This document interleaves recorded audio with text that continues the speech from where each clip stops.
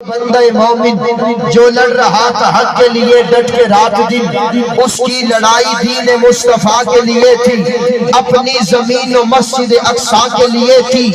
آزاد فلسطین کا سپنا سجائے تھا، وہ شخص اپنی جان کی بازی لگائے تھا،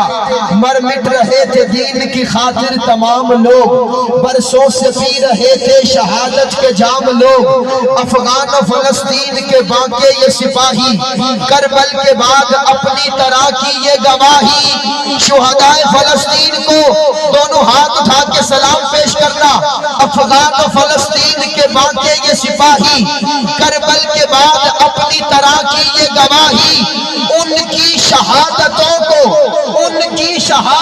کو بھلایا نہ جائے گا، یہ دین مصطفیٰ ہے مٹایا نہ جائے گا۔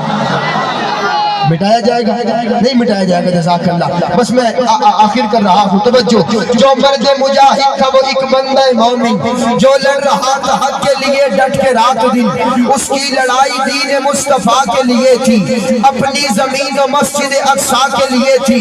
آزاد فلسطین کا سپنا سجائے تھا، وہ شخص اپنی جان کی بازی لگائے تھا، مر مٹ رہے تھے دین کی خاطر تمام لوگ، برسوں سے پی رہے تھے شہادت کے جام لوگ، افغان و فلسطین کے باقی یہ سپاہی، کربل کے بعد اپنی طرح کی یہ گواہی، ان کی شہادتوں کو بھلایا نہ جائے گا، یہ دین مصطفیٰ ہے مٹایا نہ جائے گا، جو کچھ بھی ہو رہا ہے کتابوں میں درج ہے، یہ دین محمد کے نصابوں میں درج ہے، آخری مصرع، یہ دین محمد کے نصابوں میں درج ہے، باطل پہ اب لگانے کا وقت ہے،